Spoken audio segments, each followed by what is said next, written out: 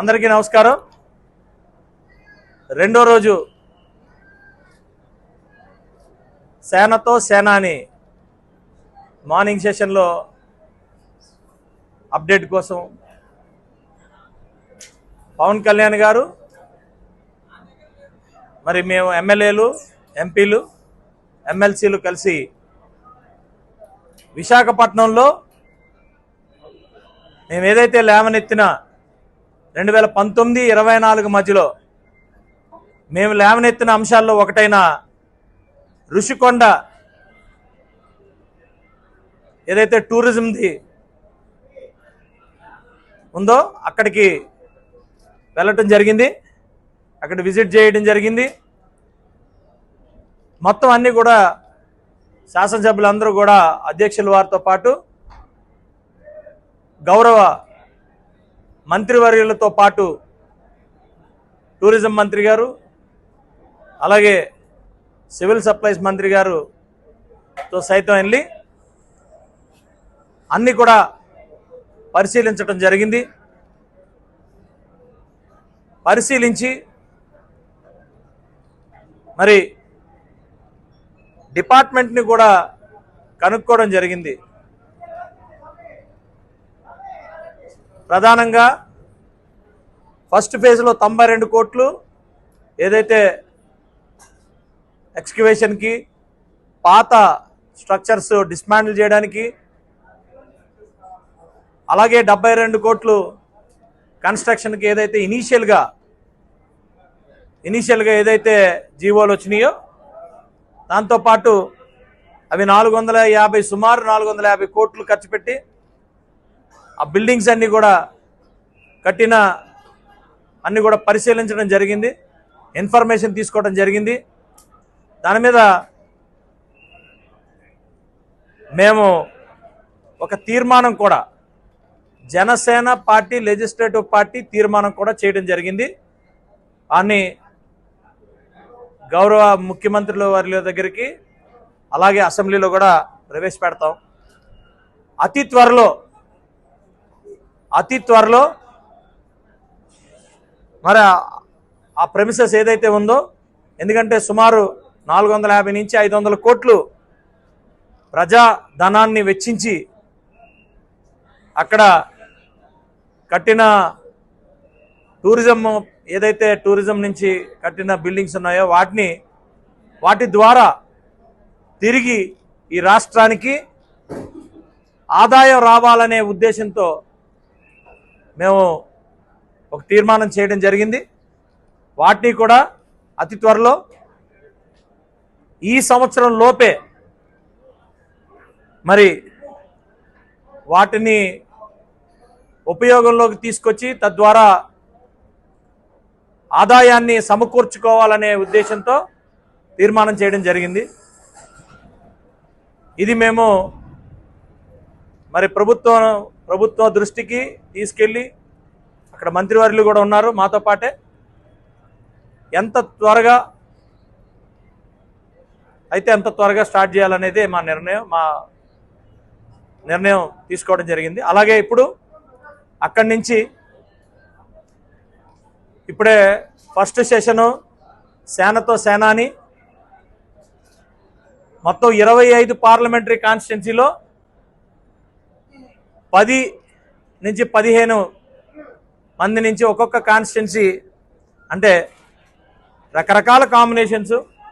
అందులో మీకు చెప్పినట్టే వాళ్ళంతా కూడా ఫస్ట్ సెషన్ ఆల్రెడీ మా అధ్యక్షులు పవన్ కళ్యాణ్ గారు స్టార్ట్ చేయడం జరిగింది. అయిన తర్వాత మళ్ళీ మీకు అప్డేట్ చేస్తాం.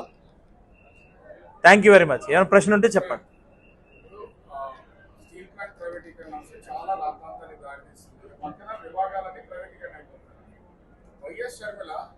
స్టీల్ ప్లాంట్ ప్రైవేటీకరణ చేస్తున్నటువంటి వాళ్ళకి ఆంధ్ర ఎంపీలు, ఆంధ్ర పార్టీలు అయ్యండి, మీరు ఎలాగ రాజ్యసభ చైర్మన్ పదవికి సంబంధించి ఓటు ఎలా వేస్తున్నారు, అసలు మీకు ఏమి ఆలోచన లేదని ప్రశ్నిస్తుంది. ఏం చెప్తారు? ప్రైవేటీకరణ ఎక్కడ మీకు కొన్ని వాటిల్లో నిర్ణయాలు తీసుకుంటాం. గవర్నమెంట్లో కూడా ఈరోజు అవుట్ సోర్సింగ్ అనేది ప్రధానంగా ప్రతి డిపార్ట్మెంట్లో జరుగుతున్నది. దాన్ని ప్రైవేటీకరణ అనడం అనేది ఫస్ట్ అవివేకం. దాన్ని మీకు ఒకటే క్లియర్గా చెప్తున్నా, జనసేన పార్టీ స్టాండ్ నిన్న కూడా చెప్పా, ఈరోజు కూడా చెప్తున్నా, జనసేన పార్టీయే ఫస్ట్ పార్టీ కేంద్రానికి వెళ్ళి విన్నవించుకోవటం, అక్కడి నుంచి కేంద్రం ఆలోచన మారటం, ఇవన్నీ కూడా మీరు గుర్తుపెట్టుకోవాలి, మనం మర్చిపోకూడదు. ఈ రోజు వరకు కూడా ఆ ప్రపోజల్ అంతా కూడా ఆగిపోయిందంటే కారణం కేవలం మా నాయకుడు పవన్ కళ్యాణ్ గారు అలాగే మనోహర్ గారు ఇద్దరు కూడా వెళ్ళి మాట్లాడి రావటం వల్ల. రెండు, మా కూటమి నాయకులు ముఖ్యమంత్రి గారు ఆయన వల్ల. ఇది దయచేసి అర్థం చేసుకోండి, ఇందులో ఎటువంటి ఇది లేదు. మళ్ళా మీరు ఎన్నిసార్లు అడిగినా, క్వశ్చన్ ఎన్ని తిప్పి అడిగినా ఒకటే, ఇది ఉమ్మడి ఆంధ్రప్రదేశ్ రాష్ట్రానికి ఇది ఒక సెంటిమెంటు, ప్రాణ త్యాగాలతో తెలంగాణ ఆంధ్రప్రదేశ్ ప్రజల ప్రాణ త్యాగాలతో వచ్చిన ప్లాంట్ ఇది. బయట ప్లాంట్స్కి ఈ ప్లాంట్కి డిఫరెన్స్ చాలా ఉంది. ఇది మేము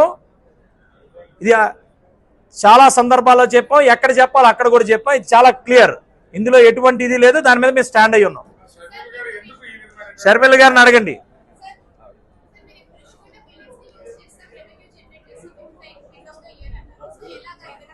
అంటే ఇప్పుడు దుబాయ్లోని ఎంఐసిఈ అని చెప్పి ఒక కాన్సెప్ట్ ఉంది. అలాంటి కాన్సెప్ట్ తీసుకురావాలనేది ఇన్వెస్ట్మెంట్ కాన్ఫరెన్స్ ఇవన్నీ కూడా అలాంటిది ఒక సిస్టమ్ అనేది మేము ప్రపోజ్ చేస్తున్నాం. వాస్తవానికి మా పార్టీ నుంచే మంత్రి గారు ఉన్నారు కాబట్టి ఆయనకి కూడా మేము చెప్పడం జరిగింది. డెఫినెట్గా ఇది ఇంకా డేస్లోనే, నాట్ మంత్స్ కూడా కాదు, డేస్లోనే మేబీ మేము శీతాకాల సమావేశాలకు వెళ్ళే లోపే మేము ఓపెన్ చేసి వెళ్తాం.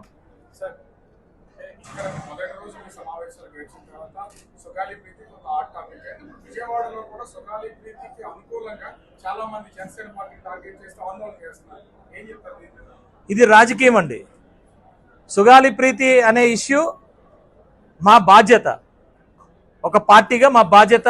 అది ఒక మానవత్వంగా ఏది మా చేతుల్లో లేనప్పుడు ఒక పొలిటికల్ పార్టీ పెట్టిన ఉద్దేశాలతో పొలిటికల్ పార్టీ పెట్టినప్పుడు ఈ రాష్ట్రం ఆ ఏదైతే ఇష్యూ ఉందో దాన్ని మేము మానవత్వంతో బాధ్యతతో మా నాయకుడు ఎంతవరకు వెళ్ళాలో అంతకన్నా ఎక్కువగా రియాక్ట్ అయ్యాం. ఆ తర్వాత మేము ఎవరైతే పొలిటికల్గా మాట్లాడుతున్నారో వాళ్ళకే వదిలేస్తాం. మేము చిత్తశుద్ధితో ఉన్నాం. మేము ఇంకా ముందుకెళ్ళి చెప్తున్నాం, కేవలం సుగాలి ప్రీతి ఒక్కరే కాదు, ఇలాంటి అంశాలే రేపు జరగకుండా ప్రభుత్వం నుంచి ఎలాంటివి ఇవి రావాలో అవన్నీ కూడా మేము చట్టాలకి ఇంకా పదును పెట్టి చేసే బాధ్యత కూటమి ప్రభుత్వం తీసుకొని చేస్తుంది అని జనసేన పార్టీ నుంచి చెప్తున్నాం. మా పార్టీకి మాలో తప్పు ఉంటే మా పార్టీకి డ్యామేజ్ అవుతుంది. మాలో తప్పు లేదు, బాధ్యత ఉంది, మాకు మానవత్వం ఉంది. ఇవి రెండిట్లతో మేమేం చేస్తున్నామో ప్రజలకు తెలుసు. ఏదో 5గురో 10గురో వాళ్ళ అవకాశాల కోసం, అవసరాల కోసం, వాళ్ళ పొలిటికల్ ఎత్తుగడల కోసం ఏదైనా చేస్తే వాళ్ళకే వదిలేస్తాం. ఇవన్నీ కూడా ప్రజలు చూస్తున్నారు. But we are committed to the people. ఎట్టి పరిస్థితుల్లో ఈ రాష్ట్రంలో మహిళలకి ఎట్టి పరిస్థితుల్లో ఎక్కడ కూడా హాని జరగకుండా చూసుకోవాల్సిన బాధ్యత మా మీద ఉంది. ఈ దేశంలో మీకు తెలుసు, ఒక డాక్టర్ ఇష్యూ అయితే వెస్ట్ బెంగాల్లో మా నాయకుడు స్పందించిన తీరు కూడా మీ అందరికీ తెలుసు. దేశంలో కూడా మహిళల మీద ఎక్కడ కూడా ఎటువంటి అఘాయిత్యాలు కానీ ఎటువంటి ఇబ్బందులు కానీ కలగకుండా చూసుకునే బాధ్యత జనసేన పార్టీ తీసుకుంటుంది.